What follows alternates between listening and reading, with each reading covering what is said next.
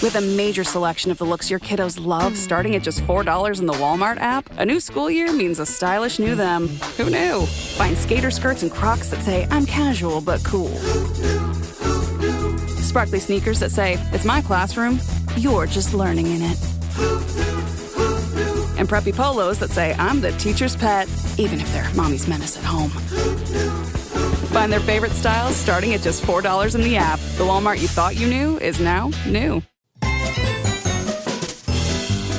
It's time for the show that brings the magic right to your speakers. Ears up! Hey, what's going on, everybody? Funny seeing you here. Yes. It's Ears Up podcast on the very day to this day 70 years ago. The worst accident I'd ever seen in my life happened in Orange Grove in Anaheim. What's going on? It is Disneyland's 70th birthday today. Right now today, as we're recording, Taren. Yes, it's a big day. Yeah, you know how much I don't like working on birthdays. So I'm annoyed by this. What aren't you annoyed by? Yeah, well, that's a good question. Yes. Not being annoyed. Wait. Being annoyed. Yes, that's it. I'm annoyed. I'm not whatever. Who cares? Yeah. So it's Disneyland 70th, everybody, and that's what we're talking about today. Go ahead, Taren, sorry. Oh, I was just going to ask you to turn down my headphones. They are incredibly loud. They are incredibly loud. What number are you? Is it this one? I don't think so. It sounds the same. Is it this one? Nope. Okay. Is it this one? Yes. Hey, we got it, folks. Okay. That would worry me if, I don't know if you just turned it down or not. I couldn't tell. So, yeah, on today's show, everybody, we're talking about the opening day at Disneyland. And we're talking about there were a bunch of problems and, not from a standpoint of what stupid people didn't see this coming, but from a standpoint of just how far the park has come since the opening day. I think it's going to be fascinating because there's a couple of things that we hear about, off and on. There's common ones that people know about, but Taren has been hard at work on the Google Internet machine, digging through the pipes and finding a bunch of different, just kind of stuff that went wonky, right, Taren? Yeah, and it's a lot. It's a lot that went wonky. And I just want to be really clear that this episode is not like the history of the opening day. We have that episode. That's somewhere else. This is just everything that went wrong. Yeah. And it's a lot. And it's funny because it's something we've talked about doing for a number of years now.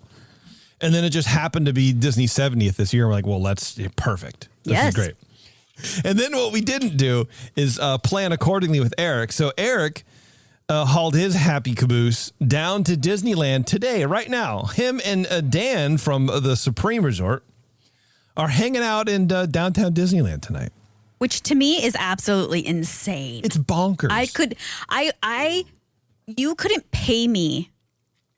Actually, you probably could, but it would be really hard for me to want to go to Disneyland today. I tell you what, I would rather go to Disneyland on Christmas Day. Oh, yeah. Yeah. Or on New Year's Day. Or with the Thanksgiving, whatever the busy We days did that. are. We did that even. But yeah, just the heat, the summer, the crowds, the anniversary, all of it. I saw a video of this kid and he's like, which by the way, being 47, I like using the word kid for anybody who looks 5 years younger than me because it just feels superior. He's like, it's 3:35 and we're just about to go wait in line to get on Disney. I'm like, bro.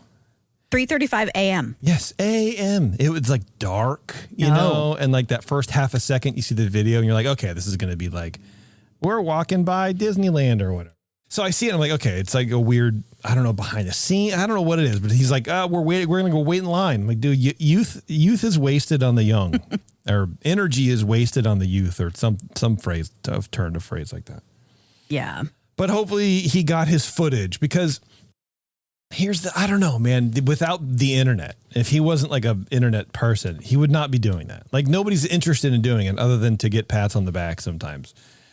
Well, maybe I shouldn't say that. I don't think that that's true. Not all the time, but it just, for me, I think it becomes very clear when that's the case. Oh yeah, when that's the case. I think that there are a lot of people who want to be there today.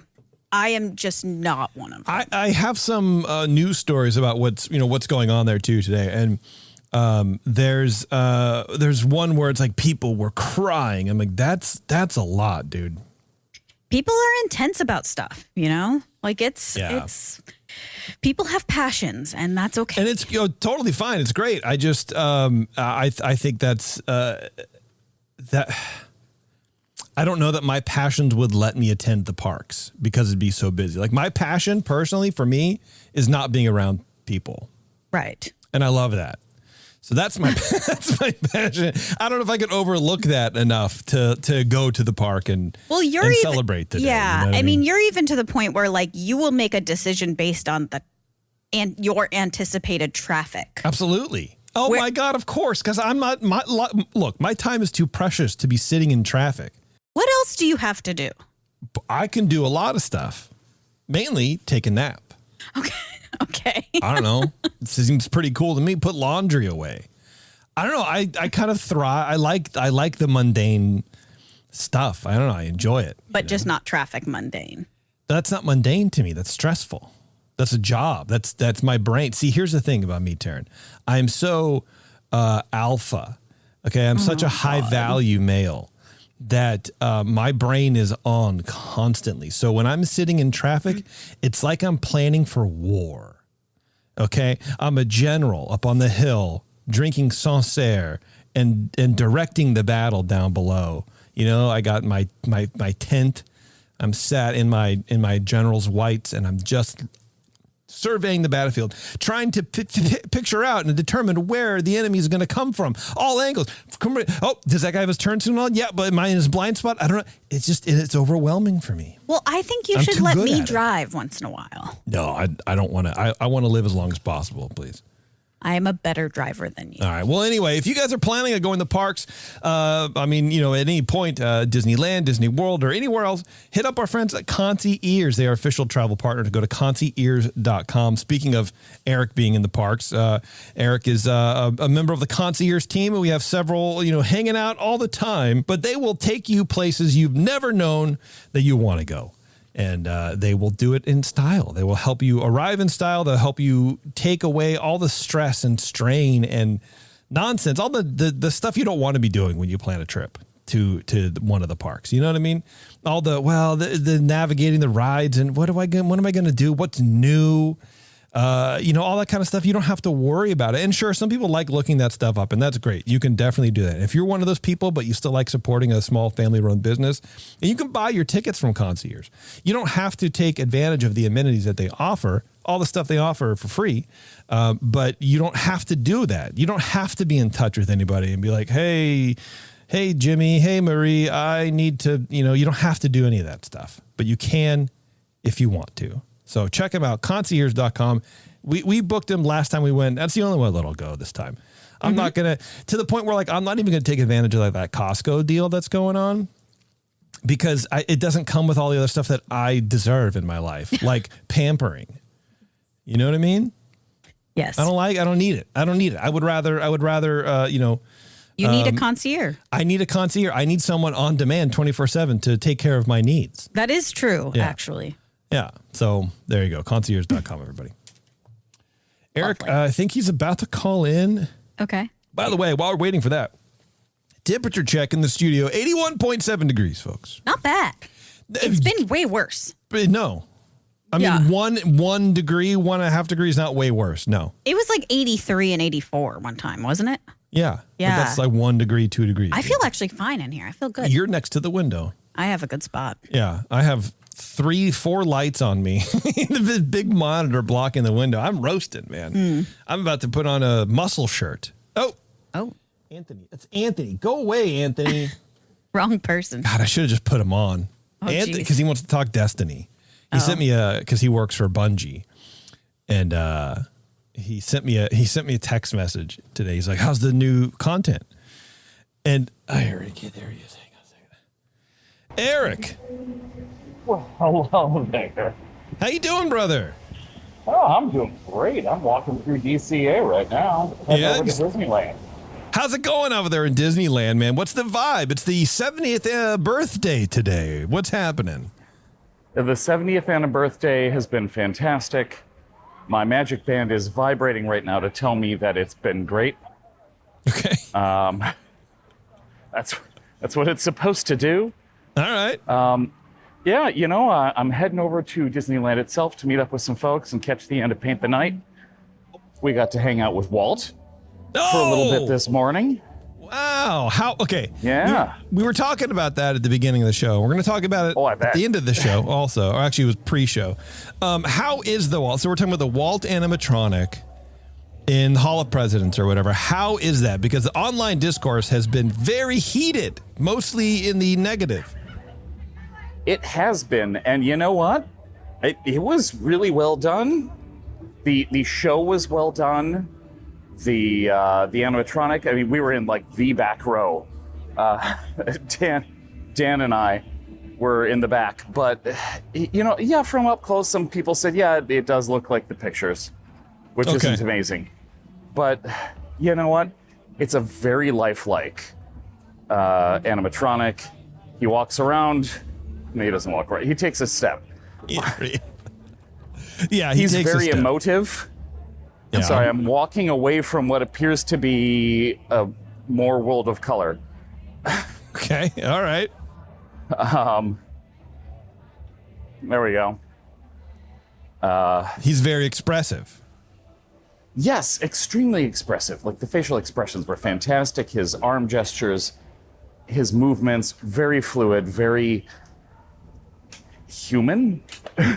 Okay. Shall I say? That's good. That's what we want out of our human-like animatronics, I feel. Like, what did Dan think? What was Dan's takeaway? Oh, Dan agreed. Dan's basic take was they made something for the regular people and the nerds. Okay. All right. That's a pretty balanced, that's a pretty nuanced take. I love it. I love it. Yeah, we were talking about how probably far away the face looks a little bit better. And I'm like, yeah, of course, it has to. But it sounds like it's, that's the preem seats is where you want to be in the back. Everything's a little blurry. Well, yeah. Like it needs to read across the room, and it's a pretty big room when you really think about it. They fit a lot of people in there. Is it? Would you call it like the animatronic version of forced perspective, where if you're too close, then the magic is ruined?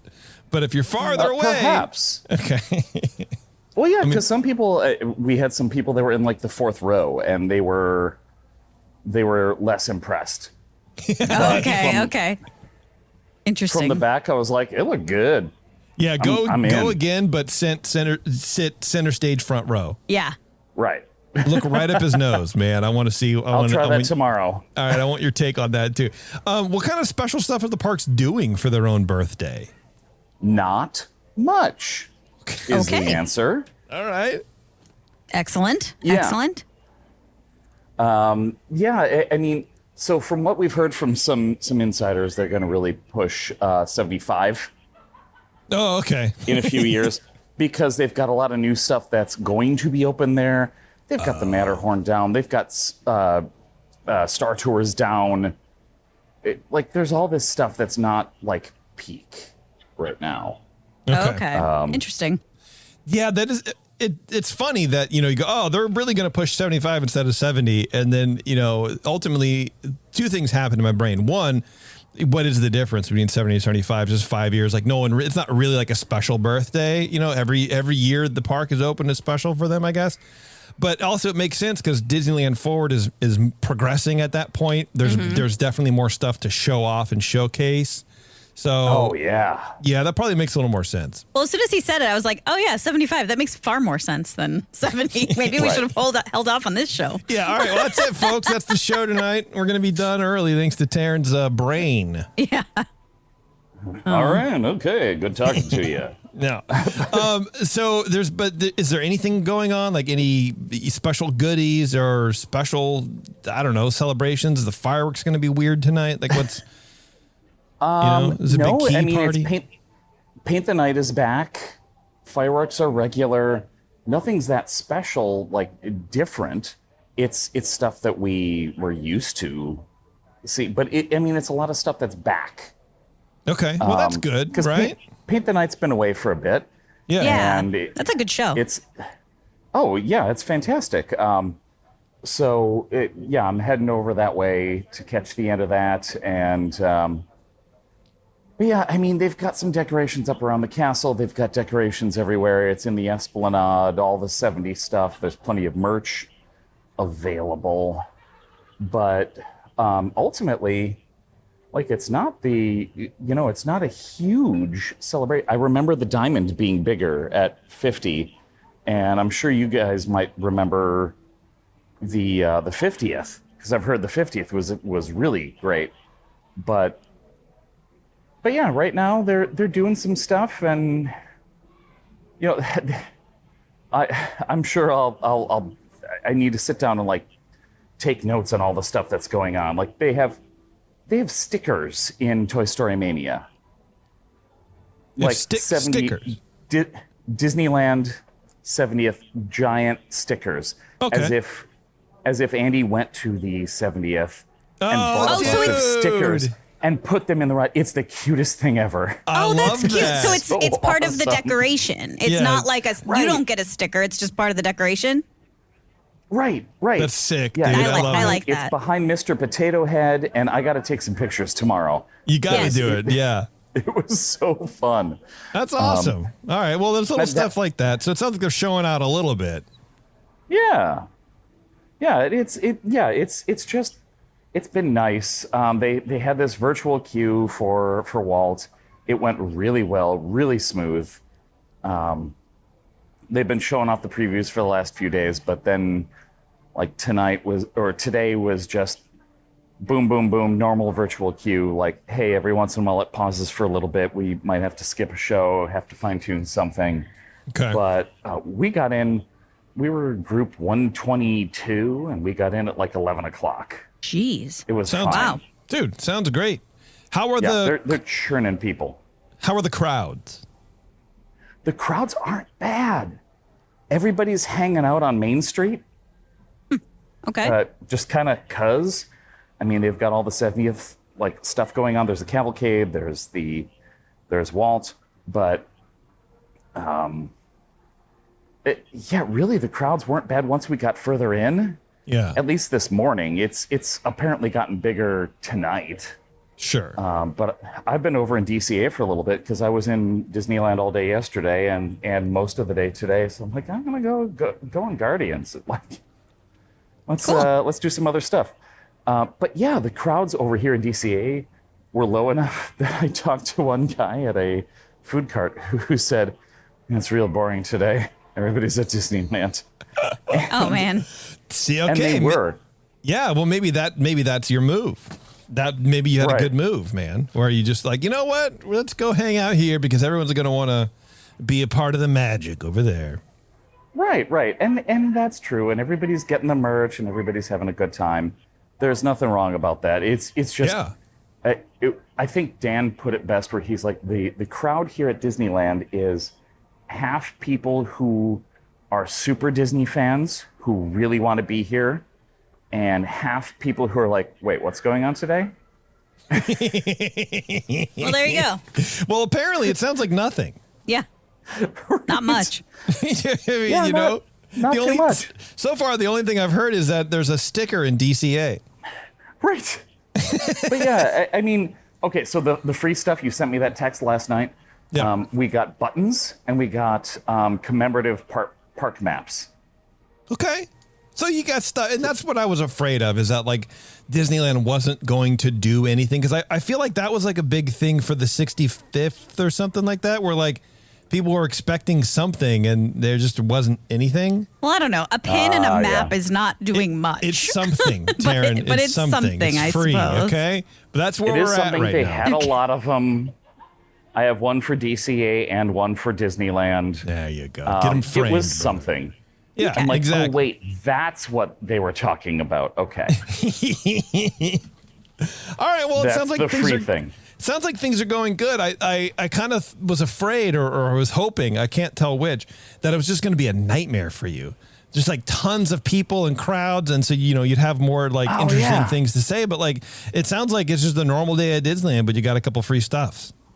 And you saw Walt. Yeah. I mean, the beginning of the day was really, they didn't, for part like rope drop, they didn't really let people in until the Disneyland band came out and played a few songs, and then they let everybody in. Okay. Yeah. Was there anything like special during the, original like park dedication speech that Walt did at that time or anything like that? If there was, I couldn't hear it. And I heard that there was something that they were going to try to do later during the same time frame that Walt did it, but I'll have to ask some people because I was not physically there when it happened. At 11, when they allowed people who had like the DCA reservations to come back over across the way to Disneyland, they had a big concert from the Dapper Dans. Oh, okay. So, like, there have been little touches that are interesting. It's just not. I wasn't close enough to hear everything. I was out there at the gates at 7 a.m. and I hear the Disneyland band is playing something.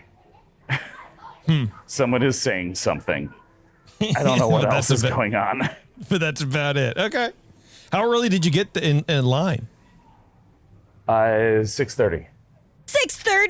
And so Taren had a heart attack just now. Don't Jeez, mind that's her. early. What was the queue like when you got there at 6:30? Was it packed? It wasn't terrible. I wasn't that far back. Okay, because we were talking about some dude I saw on TikTok. He was like, "It's 3:35 and we're gonna get in line," and I wonder where he was. On. Yeah, I wonder where he was at that moment. Dan showed up at like 7:30, an hour later, and he was not that far behind me. And I'm like, just get over here. I don't want to take somebody's place in line. I'm like, get over here. I can see where you're standing. Yeah, I was gonna say, did you let him squeeze in or not? Right. Yeah, Dan joined me. We went in. We went on Pirates first. It was great. Nice, dude. Oh, Pirates First is such a good move. It was so fun. I was very happy. I love it. Well, that sounds great, man. I'm glad everything is going well for you, and I can't wait for a full breakdown when you come back. All right. Yeah. I'll get my notes together. I'll talk to the other folks who are here. Yes. And we'll get some stuff. Sounds good. Tell Dan we said hi, and you guys, thank you for calling in, by the way, on your vacation, and have a good rest of your trip. No, thanks for putting this together, and I will send you the audio on my lavalier mic that's probably better than what you got off of my AirPods. Thank you. All right, brother. All right. All right. Night. Bye. Bye. Bye. Well, there you go. Cool. There's Erik. So we look at some boots on the ground reporting from DCA, which is not the DCA's birthday, but No. so I love Erik. She's like, yeah, I'm going for Disneyland's birthday, but I'm not. I said a curse. I'm not friggin' touching that park today. I'm going to DCA. Yeah, on I the bet that place is birthday of empty. Disneyland. Yeah. It sounds like it, which is probably the place to, because that's the thing. Like at some point, it's just, I mean, what do you care? You know, Yeah. it's the anniversary of a park. Who cares? Especially if not much is like it's not like a big deal. Well, yeah, but I mean, it's like, so like who cares about like the nostalgia or whatever? Because at the end of the day, you just want to ride rides and experience the parks. So what better way to do it than to go to the park that is not very well packed? There you go. You know what I mean? Yeah, like exactly. at some point you have to make that call. Right. Exactly. All right, Taren. Well, why don't you let's start and we'll take a break like halfway through your seggy, huh? What do you think? Maybe, I don't know. Why don't you kick us? Do you have a title for this? This is titled Black Sunday. Is that something you came up with? No. Okay. No. That is the name. That is what July 17th is called. All right. Is Black Sunday. All right. But it's Thursday. It is Thursday today, but in 1955 it was Sunday. Okay. All right. Well, let's hear about it. All right. So today is Disneyland's 70th birthday. On July 17th, 1955, Disneyland opened its doors for the first time for an invite-only media preview. Now, this was exactly 1 year after breaking ground on construction on July 16th, 1954. Can you imagine? No, I can't. Yeah. 1 year to build this 160-acre, it's insane. It's absolutely crazy. 1 year, as I'm about to say, 1 year is not a lot of time to construct a river, a main street, a castle, and 20 attractions. Right. Even with 2,500 on-site workers and $17 million to work with, which, by the way, is equivalent to about $190 million today. But despite a massive time crunch, budget constraints, and a lot of unproven ideas, Walt Disney and his team opened Disneyland on schedule, though not without a hefty bit of chaos. In fact, so many things went wrong on this opening day that it has since been coined Black Sunday. So today, in celebration of Disneyland's big birthday, I'm going to be taking you through some of the most dramatic problems and issues that arose during this fateful day.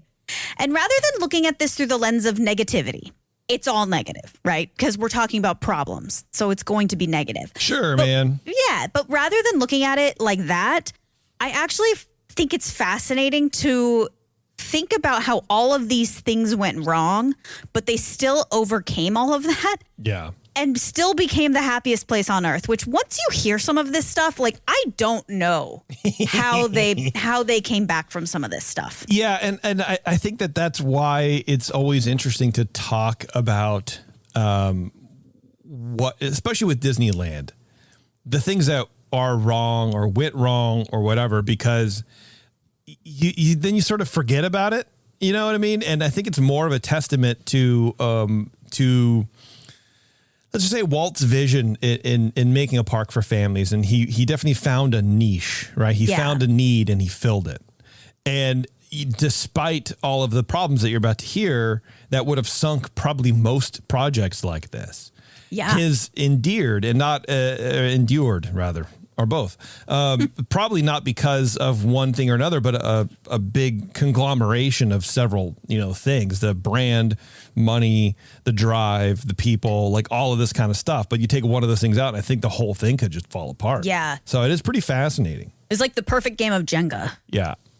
So first, let's start with some of That's such a millennial thing to say, by the way. Most people would have said a house of cards, but Jenga. Whatever. It was the first thing that came to mind. That's like such a game of don't break the ice. You know what I mean? Kind of. It's that too. Don't break the ice. I mean, whatever.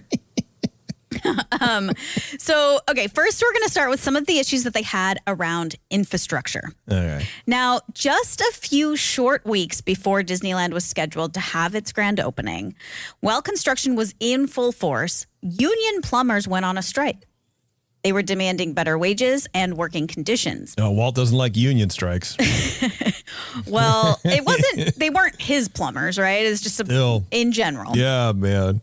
Probably smoked a few cigs off that one. Probably. Well, and the negotiations for this strike, they're not really well documented, so we don't really know exactly all the details, but this strike did definitely cause a severe shortage of skilled plumbing labor during a very crucial portion of this park's construction. Yeah. Now, because of this, Walt was unable to complete all of the parts of the park that he had planned. Oh, man.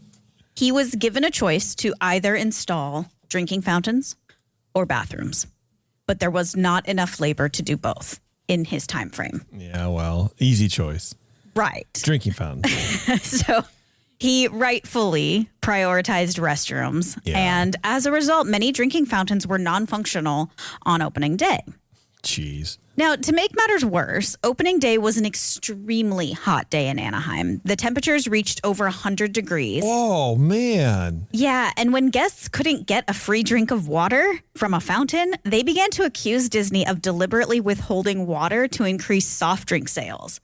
I feel like I would have made that argument too. Dude, can you imagine the TikToks on opening day?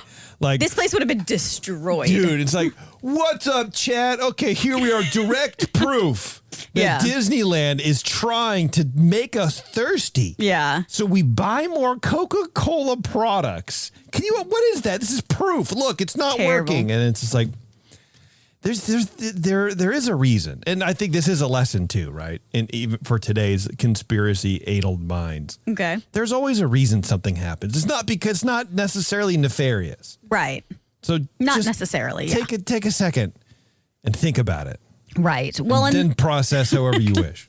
And that's why Disney vehemently denied that claim. Sure. Because obviously that's not what happened.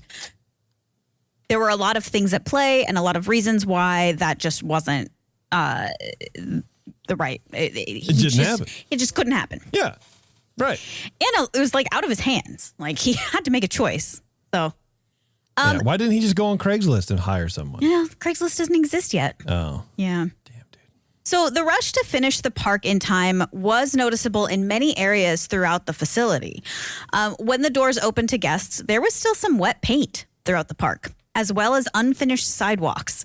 And so that caused guests to have to walk through some dirt in certain areas. They didn't even have sidewalks to walk in throughout the whole park. And I think what underlines that a little bit more is you see the pictures of how everybody was dressed. Oh, yeah. First of all, like you said, over 100 degrees, but like people aren't just going in, the latest hot Amazon $50 sneaks. No. You know what I mean? They're going in their best, their Sunday best. Oh, yeah.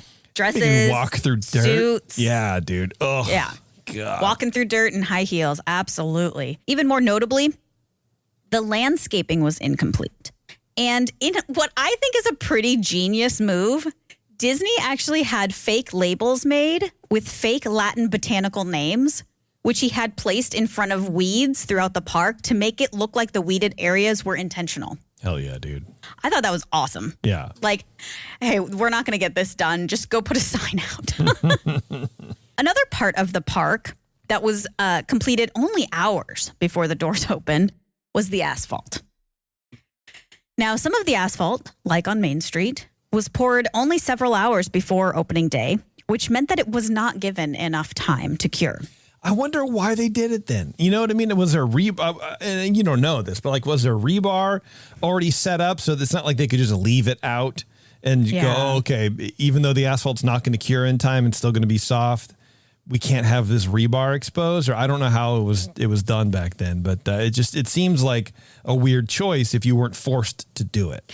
Yeah, I agree. Well, and I think the other thing is that, it was really hot. It's not hot for one day, right? It's not 100 degrees one day. It's 100 degrees for several days. So even if they did it, let's say 24 hours, 48 hours, 72 hours before they opened the gates, the heat itself wouldn't allow it to cure in time. Yeah. So they got themselves into a little pickle. Sure. And what this meant was that these women who you were talking about, who are dressed to the nines, they're wearing high heels. Yes. Their high heels were sinking into the pavement. Hell yeah, dude. And making little divots in the pavement, which is to the detriment of Disneyland. But it's also making it very uncomfortable to walk around the park. For women and men. But you know how far they sunk into it? Like, was it like getting on their feet? It wasn't getting on their feet, but I guess like soft enough. You've never worn heels, but like if you wear heels in the grass, first of all, don't judge me. True. Yeah. When they sink into the grass, it sucks. It's very hard to walk because that's what's keeping you up. Yeah. No, I remember at your cousin Amanda's wedding or whatever in the forest. Oh, yes. I had to you had to hold on to me because you were walking. You're like, well, I wish you would have told me that we would have to be walking through grass to get to this place. Right. Because every woman there was falling down. Yeah. No, it's messy. I wonder if she did it on purpose. Whoa, cat fight. Oh, there's a cat Jesus. outside? Yeah. All right, hold on. Hey. What the hell just happened? What was that? Dottie? Damn, bro. That was wild. I don't know who put the hole in the screen, if it was her or the other one, but wow. Wow. Dude. Big interruption. Yeah. So my God. There's a cat outside and somehow saw our cat in the window inside and decided they wanted to fight in between the screen there. Yeah. Okay. What were we saying? I don't even know. Okay, let's see. Well, anyway, we were talking about asphalt. Okay. Yeah. The asphalt. We were talking about it was the uncomfortable. asphalt. Yeah. Okay. Another result of completing the park in a rush was that certain utility tests weren't completed by the time the gates opened. Now, remember, OSHA did not exist until 1971. So there weren't as many safety measures in place to make sure that things were just done correctly. This is one reason why on opening day there was a gas leak in Fantasyland. That's right. This actually completely shut down that land for several hours. And due to the unfinished and rushed utility work, Fantasyland's gas lines had not been fully pressure tested or sealed correctly, which caused them to malfunction. Yes. Yeah, I think Stan talked about that in his book. Yeah, I think so. And even though construction crews were working day and night due to the time constraints, some of the gas infrastructure was just left incomplete and or like improperly installed. Can you imagine? I mean, that could have been a disaster, a literal disaster. If someone back then smoking all over the place all the time, that whole thing would have gone up, dude. Absolutely. Like that is so dangerous. Yeah. It's wild. I immediately understood why OSHA exists. See, and that's the thing, is that OSHA exists for a reason. These guardrails are in place, however overreaching at times. Sure. Yes, absolutely. For the most part, they're here to protect us. Yeah, absolutely. So speaking of utilities, power was another ongoing issue on July 17th, 1955. Yeah. Again, temperatures were over 100 degrees, which caused several areas of the park to intermittently lose power for minutes at a time. And this meant that the attractions lost power, causing them to stop working, and caused flickering and failed lights on some of the indoor dark rides. And now, while the heat did cause some of these outages, there was also another reason. Some of these electrical systems had not been tested under a full load and ended up just tripping circuits and causing shortouts. So, like, they just didn't practice anything. They didn't have time. Friggin' Walt, dude, had to be on a schedule. He's like, we could do it, and they sort of did it, I guess. I mean, it's like building a car with no doors. Like, well, it's a car, yeah, sure, but you're gonna fall out of it, dude. Yeah, he like literally opened the doors, but yeah, I have a car with no engine. Is it a car? I don't know, but but we're gonna sell it. Yeah, exactly. So additionally, some of the decorative lighting systems were also not working, and the path lighting was incomplete, which made parts of the park particularly hard to navigate, especially as the sun started setting. People walked off into the distance and were never seen again. Basically, they're still on Tom Sawyer's Island. That's right. In modern day Disneyland, if there was a power outage or anything major like that, the entirety of the staff was going to know almost immediately, right?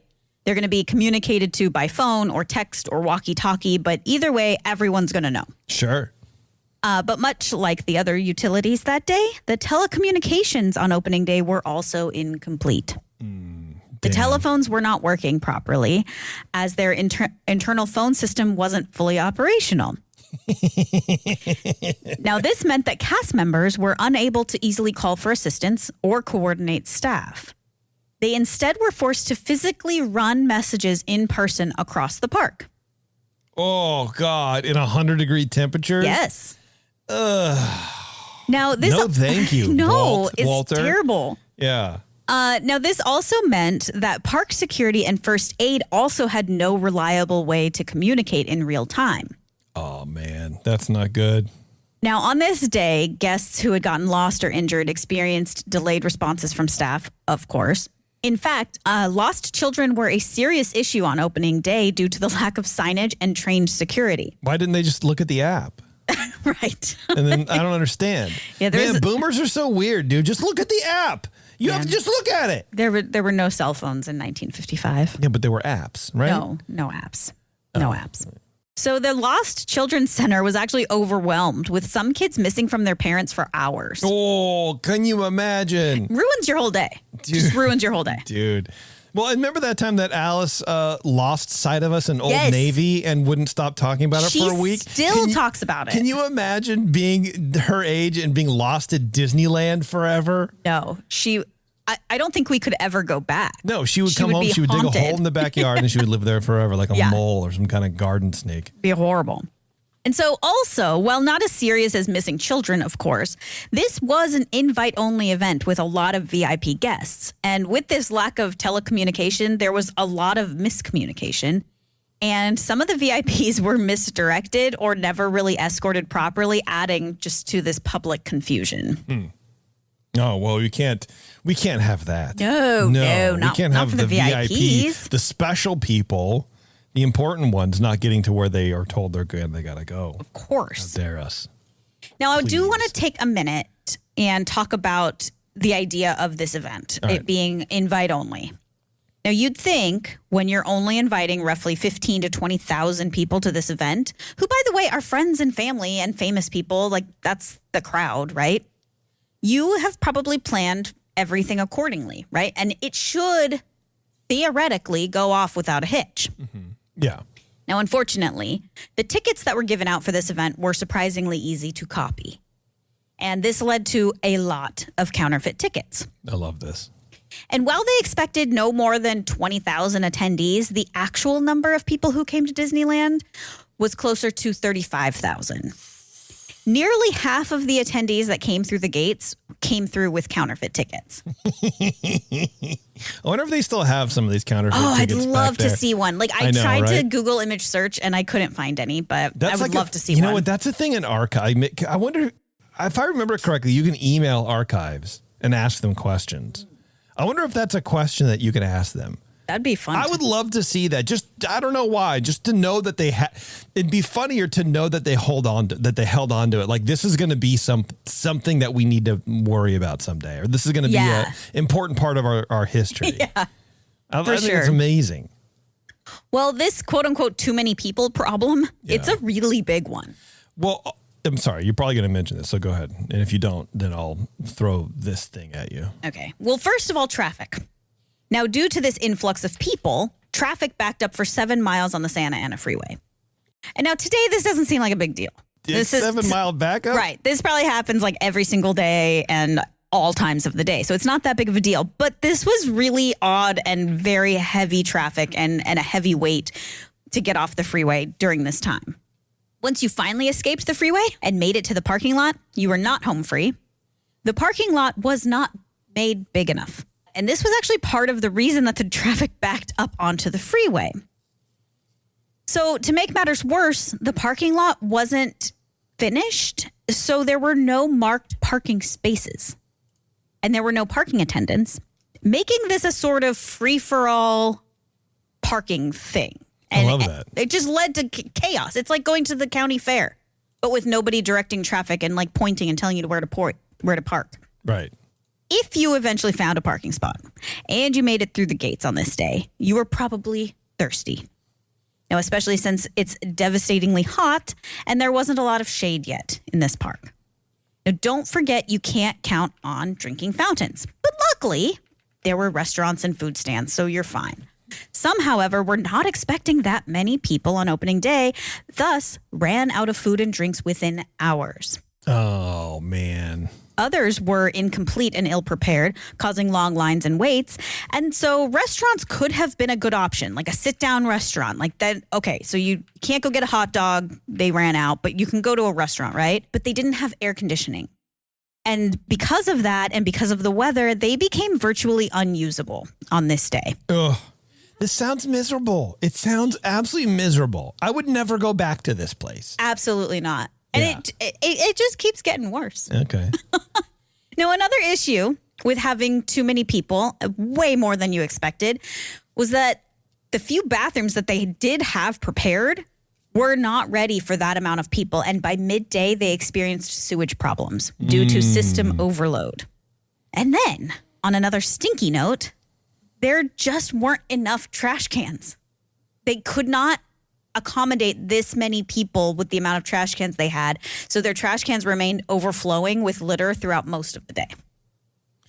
It sounds, man, this is Firefest. This is the original Firefest. It is Firefest. And it's also like the exact opposite of what Walt said his dream was, to have a clean park. Sure. Like, this is not what he wanted. My vision is to find a home for cockroaches and rats. Like, he probably had like 10 Scotch mists that day. Oh, yeah. Well, but, you know, probably more than his usual daily allotment. Oh, well, yeah, like probably like 25. Yeah. So having this unexpectedly larger crowd, plus the extreme heat, caused a pretty serious safety concern for guests and cast members.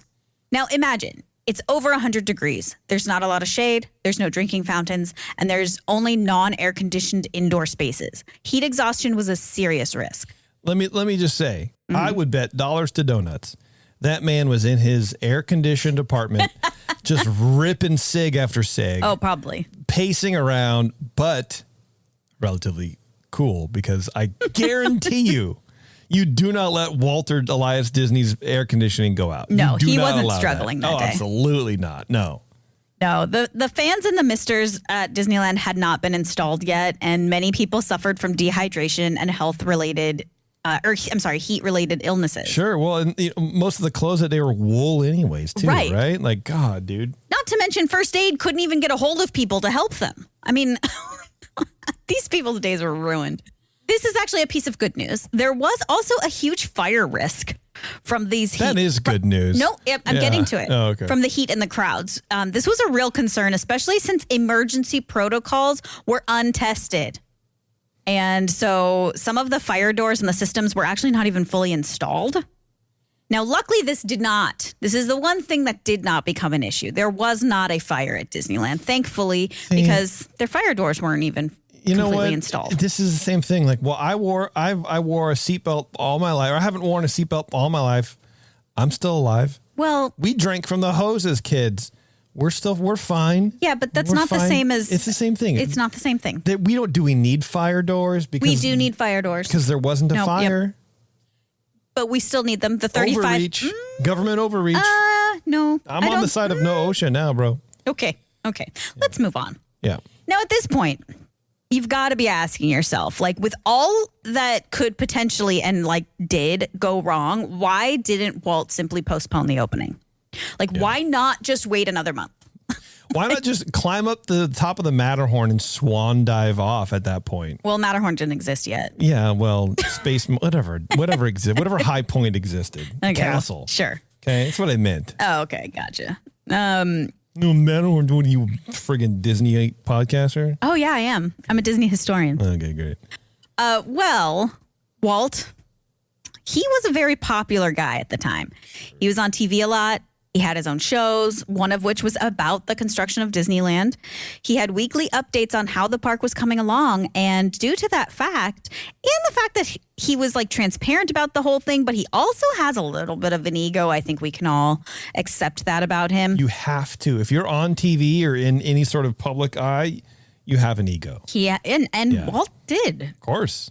So he just couldn't go back on his word. He had told the world that his park was going to be complete in a year, and he was showing people that it was going to be complete in a year, and he had to complete it in a year. Well, there were no episodes of the Disneyland TV show about the plumbing. No. Or the electricity. So, hey, everything kids, was going perfect. Yeah, I want to share with you, electricity is our friend. Right. So today in the Disneyland park, we've been testing everything under load. Right. You know what that means? Like, yeah. You know what I mean? Yeah, he's not getting into the nitty gritty. No, man. No, that's probably why you didn't do it. You forgot. Now, another reason that it would have been difficult to move the opening date is that Walt wanted this opening day to be broadcast live to viewers at home. Now, this was a pretty innovative move. Up until this point in 1955, you really only saw live TV on the news. No one was doing live TV like Walt had planned for this event.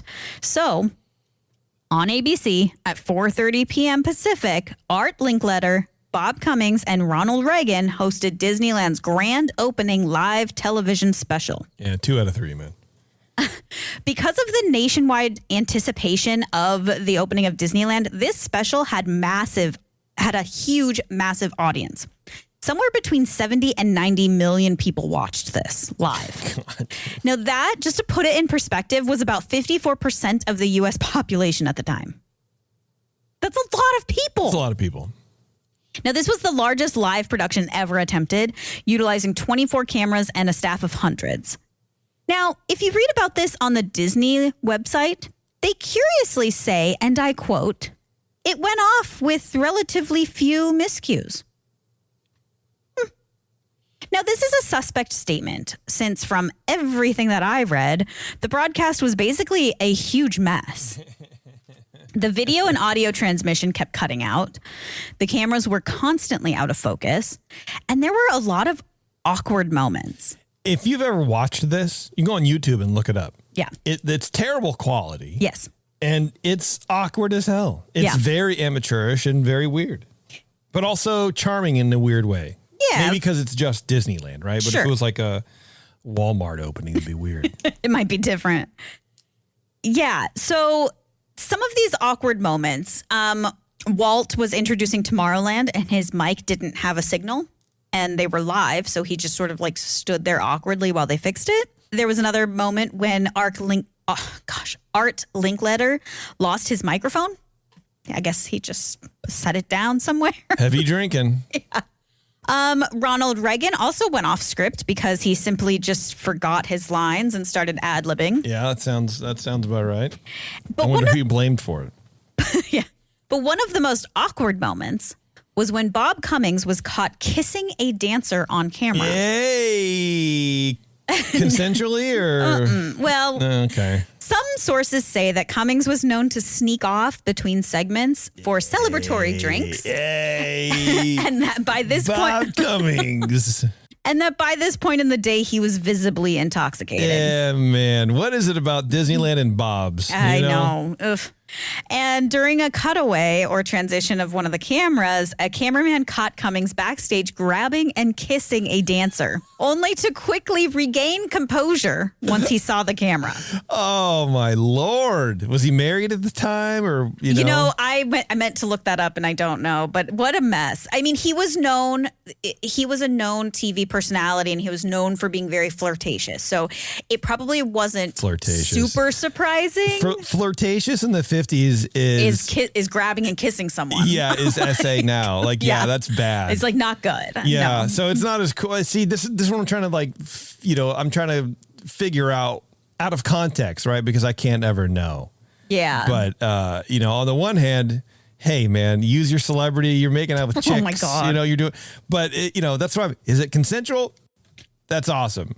If you're just being a creep, go away. Well, I guess that's you know what I mean? Yeah. And like, can it be consensual when he's like a super famous person and like she's just what? I don't know. That is so far above my pay grade. It's I a have big no question. So anyway, it would not fly today.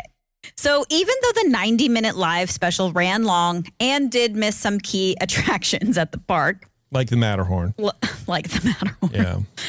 It was still one of the most watched specials in live specials in history. Now, I want to jump back for a second to what this experience was like for people at the park that day. What are you, James Brown? So far, we've talked about a lot of issues with infrastructure, but there was a lot of other problems with the operations of the park. Yeah. Are you okay? No. Okay. Jump back. Yeah, no, I know. I got it. I hate laughing at my own jokes, but sometimes you just got to do it, man. From the staff to attractions, things were just not running smoothly. Now, to start, many of the cast members were untrained and unfamiliar with their roles.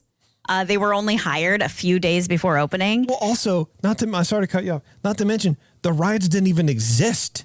2 days ago. 4 months. You know what I mean? Or they were probably just finished a month previous. Right. And then you have to do the hiring for that specific. Of course not. Yeah. I wouldn't even thought of that. Right. There's like no time to train. Right. Yeah. There's nothing to train on yet. Sure. Yeah. This cardboard cutout represents the control panel. Yeah, exactly. Also, their costumes didn't fit because they were just hired. Like, I mean, that Sure. makes sense. Yeah. But especially for the characters. And Mickey Mouse and Pluto's costumes were literally falling apart. And this was partly due to excessive sweating from the heat, which just sounds incredibly miserable. Yeah, dude. No good.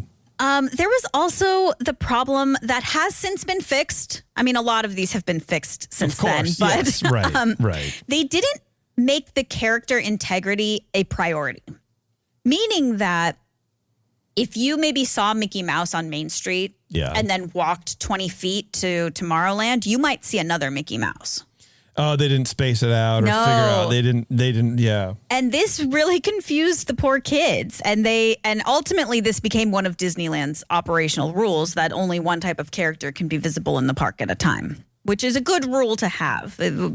These poor kids were probably freaking out. Yeah. Or thinking that there's some sort of time loop or something. And speaking of untrained cast members, let's talk about the 9 out of 20 attractions that had issues during opening day. Let's do it. Now, first up, the Jungle Cruise.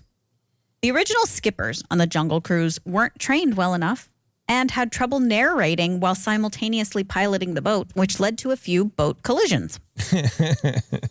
Nah, naturally. See, I'm all right with that. That's fine. I know they didn't start off making the jokes, but man. Yeah. Come on now. They did have a hard time, though. Yeah. Additionally, several attractions that were supposed to be opened on opening day either didn't open or had to close early. The Dumbo ride was not operational at all. Rocket to the Moon had to close early due to a malfunction. Skyway to Tomorrow didn't get quite finished in time and couldn't open. Peter Pan's flight broke down multiple times throughout the day, and the staff were actually redirecting guests and staff to the carousel. The Stagecoach on Main Street had to close because it flipped over too easily. And the Mad Tea Party had some serious... It flipped over too easily. Mm-hmm. So that means that it flipped over. It flipped over. Okay. Yeah. I just want to make sure that's... to me, I didn't read this, but to me that means multiple times. Like... Sure. But maybe not. But like either way, yeah, it flipped over. All right. So not good. Maybe it didn't have people on it. I don't know. But just I think if it had people on it, I would have heard the story before. Too. Yeah. Yeah. So maybe just in practice runs or whatever. Yeah. So, but they had to shut it down. And the Mad Tea Party had some serious mechanical issues, causing it to shut down for several hours right after the park opened. Yeah, it's weird. It made people sick to ride. So Weird. they had to. Yeah. There's a lot of vomit to clean up. Yeah, it's all odd. 2 attractions, however, had extremely significant issues. The first was the Mark Twain Riverboat. Now, aside from underestimating the amount of guests to arrive on opening day, they also underestimated the amount of people who would try to ride the Mark Twain boat. Now, the boat's capacity was set to about 300 people, which to me sounds enormous already. That sounds like a lot, yeah. But this was an estimate, and it wasn't based on anything legal since there weren't any enforced limits at the time. I don't know about 200-300, I guess. Yeah, all right, 300 it is. Let's float it. Just call it. Yeah. Cast members also weren't counting heads. They weren't counting up to 300 and going, okay, that's enough. Of course not. And so on at least one trip around the rivers of America, the boat was grossly overloaded with approximately 500 guests on board. Well, how did they know if they weren't counting, right? Well, it was overloaded. Okay. Partway through this trip, it began to sink. It also became dislodged from its submerged rail, and it nearly capsized. Oh, my God. This is what I'm saying. Can you imagine if any one of these things had happened? But let's just say the Mark Twain capsized or started to sink. Yeah. Forget about it. Forget about it. I feel like the state would have come in and shut that down. It would be done. It would be all over TikTok. There would be so many lawsuits. It would be insane. Yeah. Also, just to note. I meant back then. I wasn't referring to anything but TikTok, but. Oh, I thought you were just. That's you. Oh, whatever. Yeah. But also many of the guests on this particular trip around the rivers of America had to wade through the river to get ashore. Like that's how in the water it was. Really bad. Love it. Now, okay, let's just say being on a sinking boat's not your style. Yeah. Let's say you're afraid. Let's say that's just not what you want. Maybe you're taking the coward's way. Right. Yeah. You're more comfortable in a car. Yeah. Let's go ride Autopia. What could go wrong? Sure. A lot. The original Autopia cars were not equipped with bumpers, which was just simply an oversight. Yeah, come on, Bob Gurr. See, again, another Bob. It's just something that they didn't think about. No. And riders of all ages, but a lot of children. I mean, even to this day, that is a kid's ride. They ended up slamming into each other at full throttle, causing literally constant collisions. And there weren't any height requirements at the time, so many of these children could barely see over the steering wheel. That's so good, dude. Now, in addition to that, due to this, again, rush to finish the park, the original Autopia cars were poorly assembled and super flimsy. By the end of day 1 of Disneyland being open, nearly all of the cars were either damaged or completely inoperable. As few as 3 to 4 cars were still running out of the fleet of 40. Jeez. I mean, that's bad. That is bad. That's so... Now, whether it be mechanical, heat-related, infrastructure, or operational, Disneyland's first day had unimaginable and innumerable issues. 70 years ago today, guests were sinking into asphalt, getting whiplash on Autopia, or suffering from heat stroke with cast members having no way to contact first aid. It honestly seems like a miracle to me that they could even push past these issues to become successful. But they did, obviously, and within 2 months of opening, they welcomed their 1 millionth guest. Today, the 160 acres of former orange groves welcomes more than 17 million guests per year. So they not only overcame their tribulations, but they pushed on to become, 70 years later, still the happiest place on earth.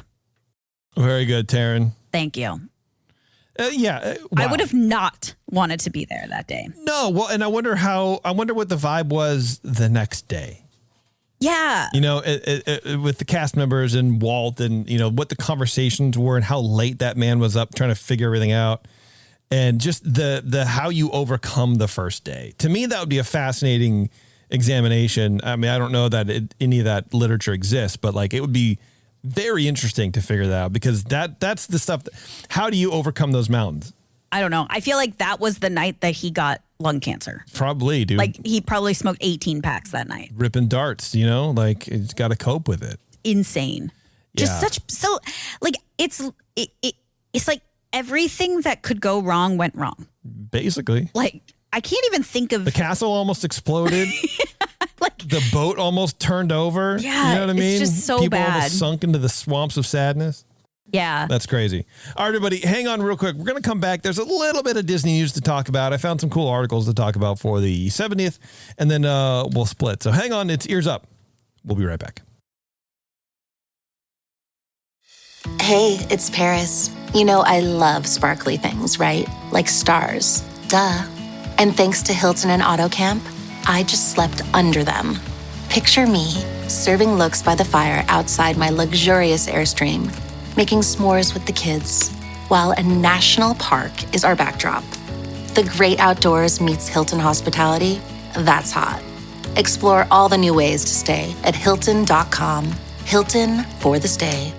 USAA knows dynamic duos can save the day, like superheroes and sidekicks, or auto and home insurance. With USAA, you can bundle your auto and home and save up to 10%.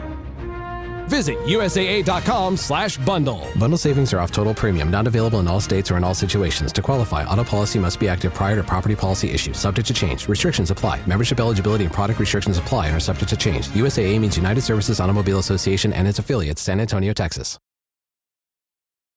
And now, back to the show that ignites your dream wish of imaginations and magical color wonderment of forever. Ears Up. All right, thanks, announcer man. You know what? It is 82.0 degrees in here, and what I wish I had was a hell or high watermelon wheat from the 21st Amendment, because that's how we stay cool in the Bay Area, folks, in the summertime, especially. And the summertime runs basically from March to October. Yeah, it sucks. You know what I mean? It does kind of suck. Like, I really want October to be a cold month, and it's not. And it never is, and I pretend like it is, but it's not. I tell you, I feel like such the we used to drink from the water fountain or from the garden hose kind of guy when I think about how cold it used to be in fall. How we used to have a fall season where we used to, September is when it started to get cold. October was generally kind of cold. It used to rain, Here's a question, in the spring. And then that doesn't happen anymore. Do you think that it really changed that much? Or do you think this was a thing where like moms like went and like made you wear sweaters because it was quote unquote fall and it was quote unquote cold? No, I remember walking to school and it was like just freezing cold. You know what I mean? And then when you get to school, then you have to like take your jacket off and you have your hoodie. So your hoodie, your jacket, your jeans, you're walking through crunchy grass. You don't see crunchy grass anymore. What happened to crunchy grass? I don't know. I don't remember this. So. Well, you probably got chauffeured to school by your dad. So, you know what I mean? What do you know? You probably didn't have to walk through a field. No, I didn't walk to school. No, I had to walk through a couple fields. No. But you know what I mean? And maybe I'm just getting older and you're sort of like, in my day. Yeah, and I don't want to be that person because I think it is very clear the climate has changed. Well, of course, yeah. And so that's kind of what I'm referencing, where it's like it is very different these days. Mm-hmm. Back, comparatively. Yeah. But then you hear about 100-degree day in Anaheim. I feel like that's rare even now. Right. So, who knows, man? I don't know. But a one-off versus like seasonally, California has 2 seasons, hot or not as hot. Yeah. That's it. It's true. We used to have 2.5. They're taking our seasons away. There you are. Anyway, so 21st Amendment. Check it out. Find out wherever you can buy 21st Amendment near you, wherever good craft beer is sold. If you have a good beer store near you or a bar that you kind of go to every once in a while, or even a restaurant, you know what I mean? I'm not trying to say that you can only get beer at these shady liquor stores with the black plastic bag and, whatever. But ask them if they can order some 21st Amendment if they don't already have it, or if they have different kinds you want to try, get a variety or two. Sully does a lot of variety packs. So, check them out. Support the best brewery that you can find anywhere, basically. And I'm going to say that, and Sully's going to listen to it and go, why did you say that? I'm like, because, Sully, it's true. It is true. Yeah, it's good stuff. And if you're in the Bay Area, hit up their location at 563 2nd Street, just 2 blocks from Giant Stadium in San Francisco, California, and then also over in San Leandro in some other place. In an address. In an address unfamiliar to me. Not beaten into my head. For. Yeah, that's right. Yeah. Everybody can Google these. But that's where we go. We go to the San Leandro spot. So check that out. And if you want to hear more of Sully, if you want to hear Sully's dulcet tones. Oh, yeah. He and I recorded the very latest Pyramid Eye, the Ears show.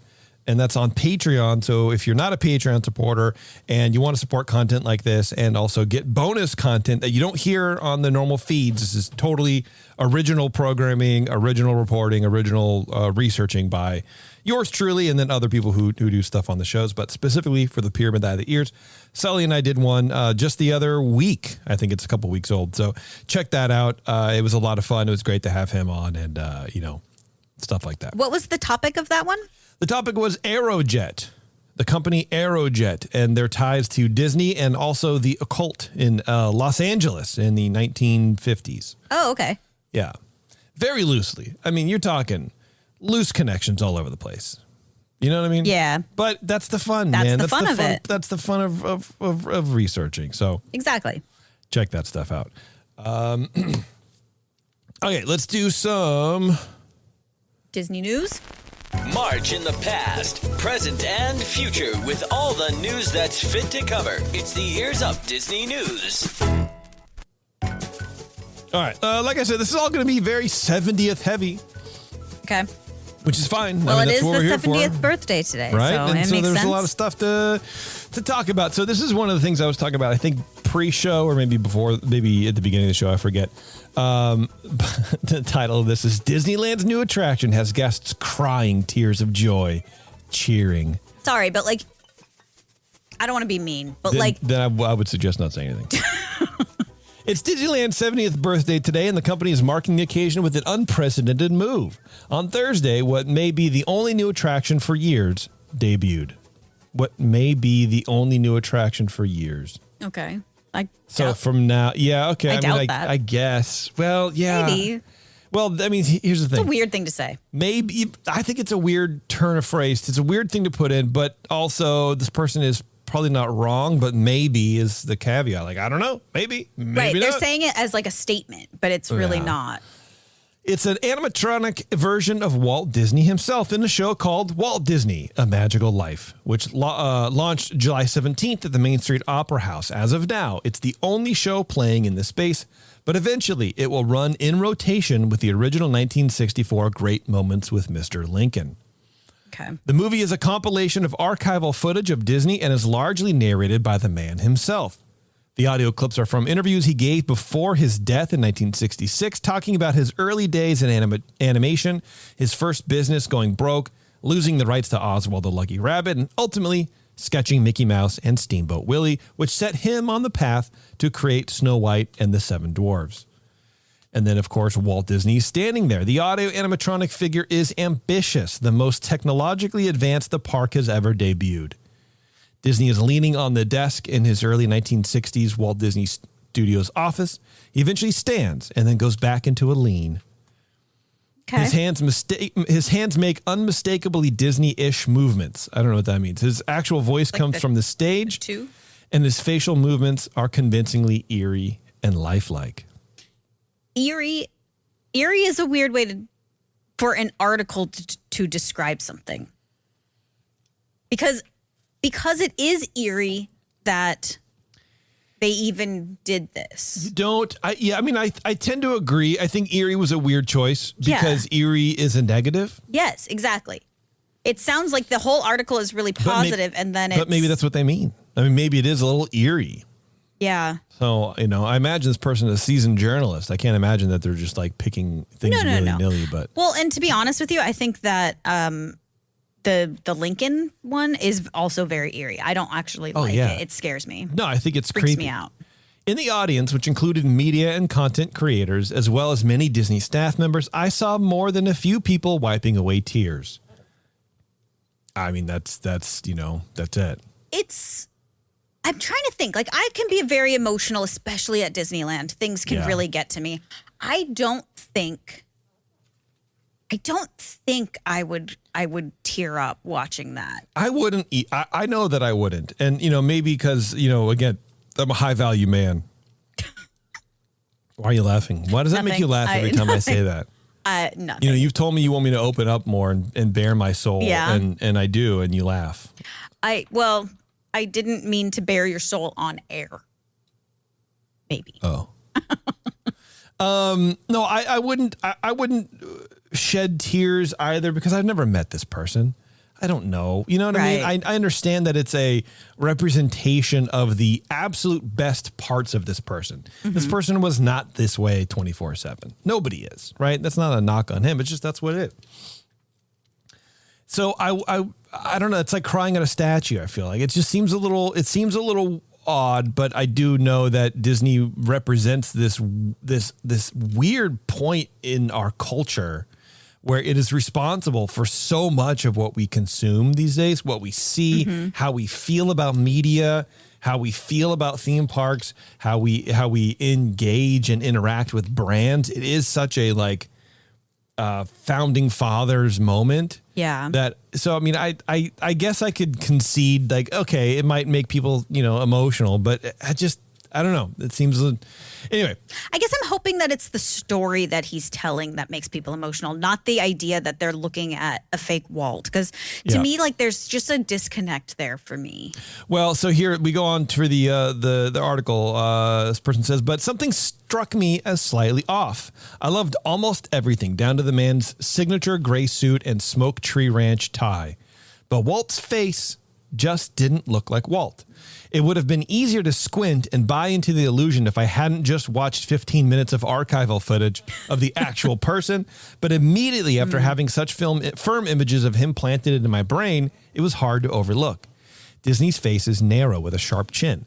The animatronic's face was broader and squatter, fatter, with a more pronounced double chin.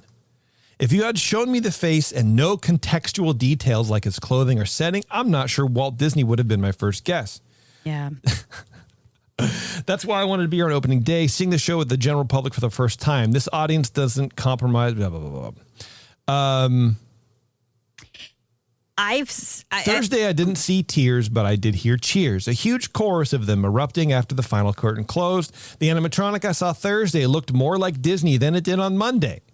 But I think Imagineers will still continue to refine its appearance to get closer to the real man. Okay, so this is interesting. And when this was posted in our Discord, which you can join in the link on the show notes, everybody, that was my first thought. They got to fix this.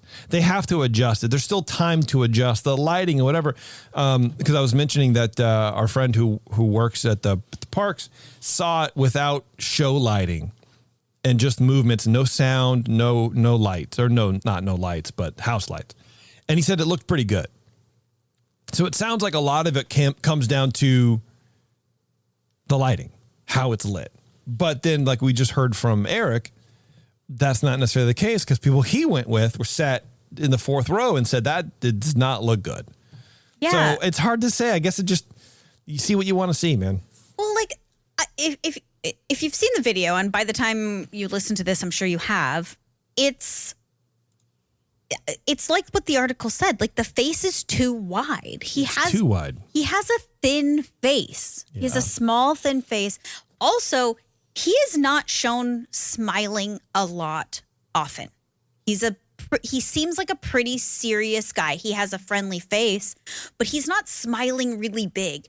And in the video that I saw, he looks like he's smile talking the entire time. Because he is. Yeah, he is. And that's weird. And it affects your cheeks. You know, if you're smiling like this and you're doing this, you just then you have it limits your facial expressions. But I will say, what I think they did get right from that face is the eyes. I think the eyes can really represent people. He has very twinkly, smiley eyes. Yeah. And so when they're on, that's it. For me, everything else is just completely wrong. His eyebrows are too big. His forehead isn't big enough. His mustache is too thick. It's weird. It's weird. So, but it sounds like from that other article, maybe they've changed some stuff. And I feel like they're going to continue just like the opening day. Yeah. Continue to refine and make it look a little better. But like, I feel like they should have. And it sounds like maybe they were just kind of rushed. I don't know.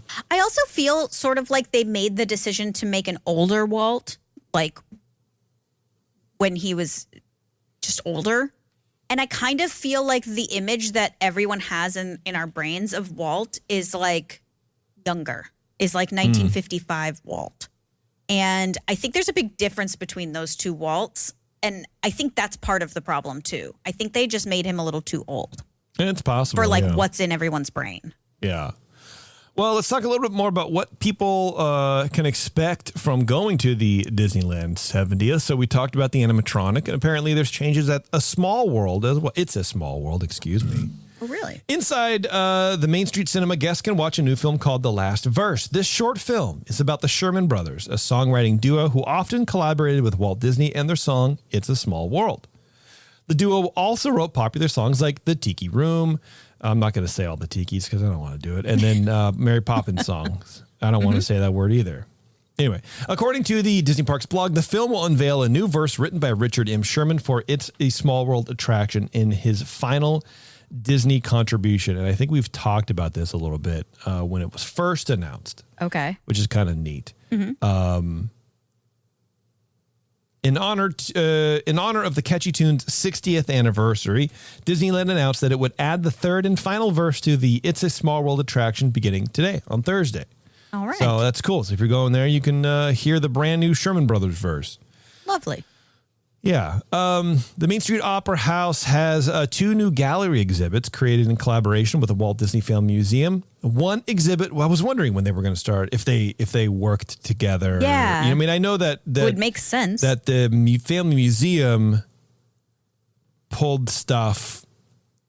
I know there was a connection that they worked together in some level, but it's neat having stuff in collaboration with the Family Museum in the parks. That feels cool. Yeah. Feels full circle. One exhibit will trace the evolution of Walt Disney's dream of Disneyland through rare images, artwork, and never-before-seen artifacts. Another will explore the development of audio animatronics technology. Cool. This is a quote from the Disney Parks blog. They say, quote, among the treasures on loan in the gallery will be original items from Walt's private apartment above the fire station on Main Street. These items include an original rocking chair, lamp, and table, all of which have never been publicly exhibited at Disneyland Park before. I can't think of anything I would rather see than an old lamp. And a rocking chair. That is so amazing to me. Really? The fact that, no. Oh. Are you kidding me? I was like, What the most boring setup in the entire industry? What is a lamp? Hey, that's Walt Disney's lamp. He turned that on once to find his belt so he can chase after Diane with. Like, what are you talking about? I know. I want to see his Tom and Jerry set. Yeah, right. I want to see his liquor cabinet. Other notable items on display will include Walt Disney's 1955 Emmy Award for the Walt Disney's Disneyland television series, which if you go to the Walt Disney Family Museum, they're all there. It's kind of neat. It's pretty impressive, actually. Most of his like awards are just there in the kind of lobby. It's pretty wild. His Presidential Medal of Freedom awarded by President Lyndon B. Johnson in 1964. And the Walt Disney, which should have been President Kennedy, just saying, and the Walt Disney Commemorative Medal presented to Lillian Disney by President Richard Nixon in 1969. So neat. Nice. Yeah, so some cool historical things. Yeah, I like that. This is an article with a chat from famously non-Bob Josh D'Amaro on Disneyland's future. Okay. I like Joshy. Yeah. Disneyland turns 70 on Thursday. This is from, I don't know who's saying this. How are you thinking about Disneyland as it hits that milestone? And what are some of the things you hope to bring to the resort as it continues to evolve? Tomorrow. 70 years old, but we're not really that old.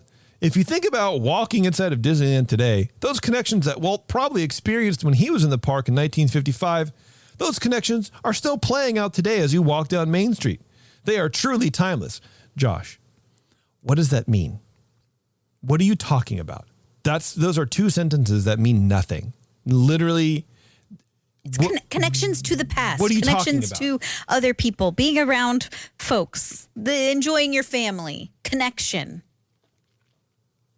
That doesn't even answer the question. How are you feeling about Disneyland? Well, it's not that old. Walt probably felt connections. It doesn't answer the question at all. And these connections are timeless. Is that's how you're feeling, that they're connecting people? Then say that. I love Disneyland is still connecting people after 70 years. This is amazing. He goes on. So I think that Walt and then we have done an amazing job of keeping that spirit of Disneyland alive and well right up until today. And now it's done. Yeah. Tomorrow's a different story.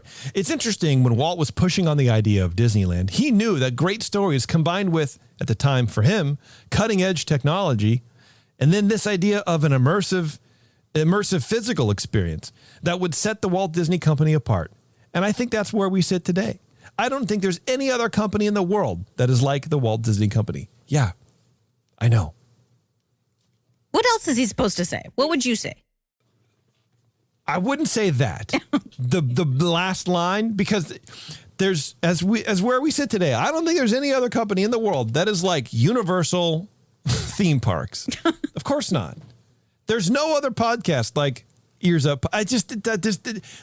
They don't make sense. It doesn't make sense. It's not an answer to a question. You're just filling and every time this man talks, and it's all corporate people. This is why I poke fun a lot at the PR side of the company, because it's just, well, coach, how did your team do? Well, we didn't play our game. You know what I mean? But we'll be back. We'll practice. We'll hit the practice field and we'll practice. Hey, coach, what's your plan for the game? Well, we're going to make them play our game. We're just going to go ahead. We worked hard. It's just the same stuff. It's the same nonsense. It makes no sense. Just don't even interview them.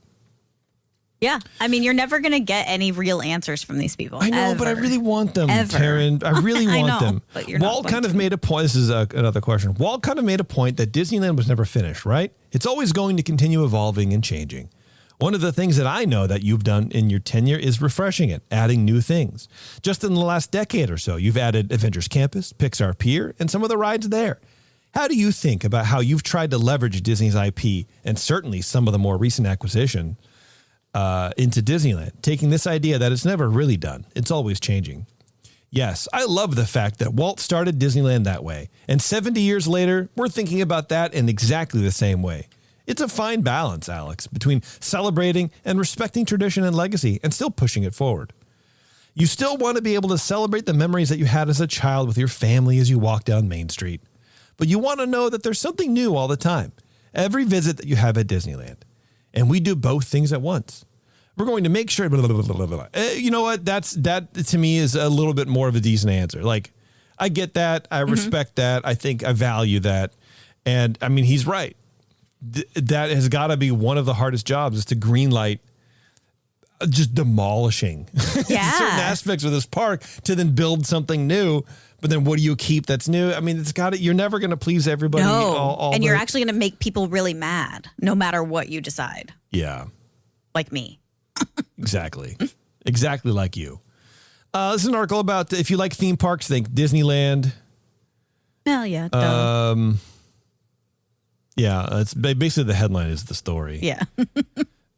I thought this was interesting. So, you know, the cigar store Indian on Main Street. Mm-hmm. Okay, it was in front of the tobacco shop there, and now it's, wherever it is, or whatever's in front.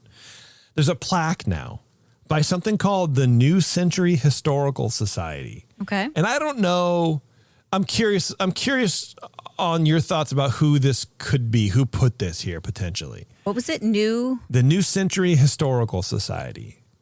I don't know. It sounds like a cult. Oh, well, literally the next thing it says a fictional preservation society. Oh, well, there you go. Okay. Never mind that. But I'm curious to know your take on why it's here. Like what the point is. I think. Well, you haven't heard it. Oh. So why don't you slow down a little bit? Fine. Chachi, okay? Slow down. I already have an idea. Calm down. But you don't even know what it says. I know. It could say Taren has 3 eyes and we just can't see the third one because her hair is too long. Okay. You don't know? You have no idea. I don't know. Says Walt said never do content on the radio. Okay, it says carved wooden cigar store Indian sculptures were common in towns across the United States. Shops used emblems and icons like spinning barber poles to advertise their wares and service to the largely illiterate public. Now considered a form of folk art, this statue has stood on Main Street since its early days, advertising the tobacco shop once located here. Mm-hmm. There you go. That's it. It's a disclaimer. That's what I think. It's a cute way of being like, we're not being racist. We are not culturally appropriating. That was my take too. We are just, this is why this is here. Yeah. That's exactly my take as well. Yeah. Which is a good way to do it. I like that they're not taking it away, and I like that they're explaining it. I think it makes sense. It's the right way to handle that. Yeah, I think so too. I think, I don't know. At the same time, it does still feel a little weird. It just feels a little. It feels a little weird to see the cigar cigar store Indian right there. I don't know. Because I wonder if it's an accurate representation of Indians in the region, Native Americans in the region. You know what I mean? Or I understand it's folk art. I understand that, but it always just kind of seems a little naughty. Well, I think it is, and I don't think it's meant to represent actual Native American. I think it's. I mean, that was the initial intention back then, but I think the point is to match the decor of the 1920s at a cigar shop. Yeah, no, I totally get it. And I think for a while there, a lot of cigar stores and places had them out there because it's like the barber pole. Yeah, and I guess that's what I mean is I think it's probably accurate to whatever those statues look like. Yeah. Right. Not accurate to No, I agree. Humans. I understand. I'm just saying I have a hard time these days as I get older getting on board with it unless it's correct and it serves a point other than it's art. Yeah, but a lot of stuff is art that doesn't need to be art. Yeah. I don't know. Anyway, it's one of the things. I'm not going to raise a stink about it or go on change.org. You know what I mean? I'm just passing thoughts. No, and I think this is one of those things. This is one of those tough decisions that Josh D'Amaro has to make where if you take this out of the park, people are going to be really mad. Yeah. If you leave it in the park, people are going to be mad. Heavy is the head that wears the pomade to keep the hairs and those tight in place. Pants. I know, right? That man's not getting deep vein thrombosis anytime soon. No. And the last thing I want to talk about real fast is the Disneyland Resort 70th Collection. Which features walkthroughs and cinematic ride-alongs on some of Disneyland's most iconic attractions. Those are all just on Disney Plus. They're POV ride-along videos, which, by the way, that's cool. Disneyland, the parks should have gotten into this game decades ago. Yeah. As soon as they saw little dorky, YouTubers recording their ride-alongs and then, getting thousands of views on it. Yeah. They should have been like, that's what we're doing. We're taking all that content back and we're doing it better because you don't have someone else's flash going off and you don't hear babies crying and all that nonsense. And then they should have doubled down when VR devices became popular. Yeah, just don't take my idea. That's my idea. You can't ever say that because it's my idea. I know it's your idea. I wasn't claiming the idea. Yeah, whatever. Anyway. And then so people were really excited, yours truly, also because this is something I've been talking about forever. A lot of people have. I'm not saying I'm special. However, I'm a high value male. We know that. We've already established that. Taren already mentioned that. But apparently just kind of classic Disney, they didn't really do the thing. They actually made it harder on themselves to make the content they produced. So a lot of the ride-alongs are kind of chopped up. They take some of the scenes out Really? That's not a ride along then. I agree.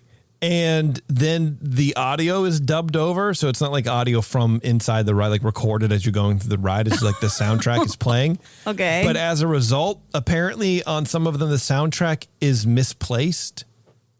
It's not where it is in the ride usually. It's like they don't know their audience. Like, do you know that everyone's going to notice that? Like the people that care to watch one of these POV videos is going to notice that. It's like they just don't know their audience sometimes.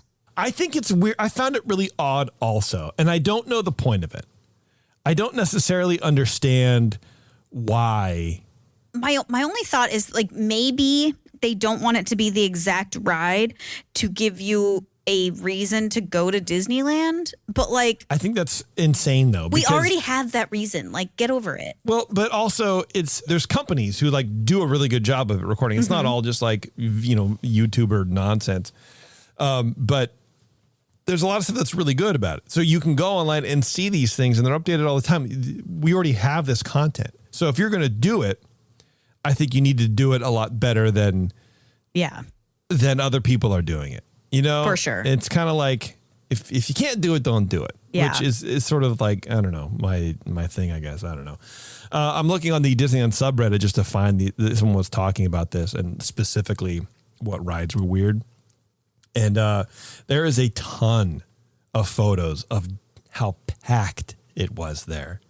How absolutely insane. The Esplanade. Today? Yeah, the Esplanade was wild. See, and this is the problem. Like, I love Erik, but he is so positive that I don't trust him when he's like, oh no, it's fine. I'm like, but like your fine and my fine are very different, I think. Yeah. Well, I mean, also he was in DCA. Oh, that's right. Right. At that moment. Yeah. Yeah.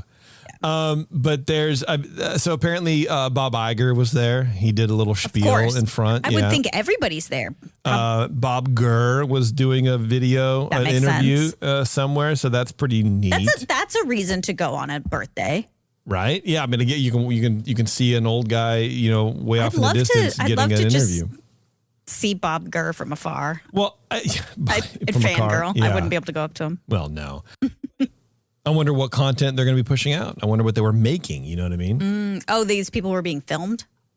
I just assumed they were like hanging out. No, I had said they were giving interviews and stuff. Oh, okay. Yeah. No, Disneyland POVs on Disney Plus. See, you found it. Right when you give up, folks, you find it. So, over on the Disneyland subreddit, someone was saying, I was watching the Pirates one. Why does the bayou sound like I'm about to get swarmed by flying monkeys? And my tablet is on full brightness, but it's still so dark I can hardly see anything. Disney is possibly the largest media company in the world. How are they not able to put something out better than a bunch of YouTubers operating with a cell phone and a dream? Yeah.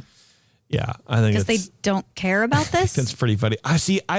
They can't not care. I don't think that's it. I think it's too easy of a thing to say. I think they just don't think that it's as important to people as it is. Because I think at the point where you get into the level of being in the Disney company where you can be in charge of something like this, you're just around people who are like, yeah, we just want to bring the magic home, whatever. We just want to. You're far removed from the fandom. I think for like this level of fandom, you and I would love to sit and watch these like highly produced videos, right? That'd be sick, but they don't think like that. I think it's just like a project. This is like just a taste. We're giving a teaser, but people don't want a teaser. You can get teasers all day long for anything else. We want this full product. We don't need a teaser for it. The teaser is less than. See, and I think that's why. I think they don't want to give the full product because it's like when we watch Lollapalooza on the screen. Like, I'm never going to go to Lollapalooza again. I mean, not that I've ever been, but like I'm not going to go. No, I'm not going because I can watch it on TV and it's easier, and I'm in my pajamas and I can eat what I want and it's not hot and I have water that's for free. I know, but that's not why you're not going to go.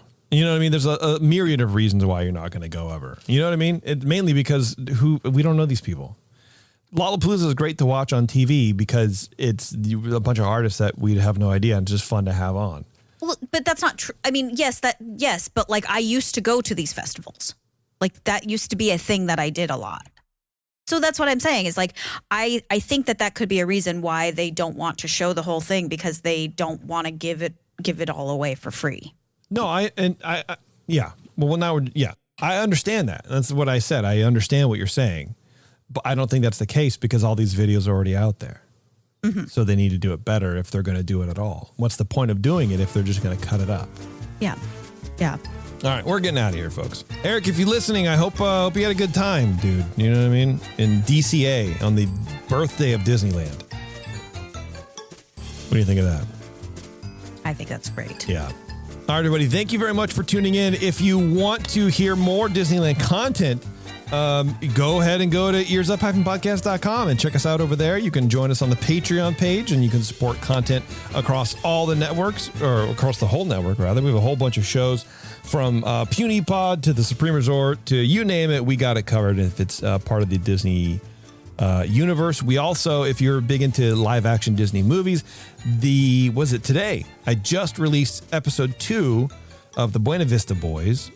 Covering Now You See Him, Now You Don't, which is the sequel, loosely, to the Computer Wore Tennis Shoes.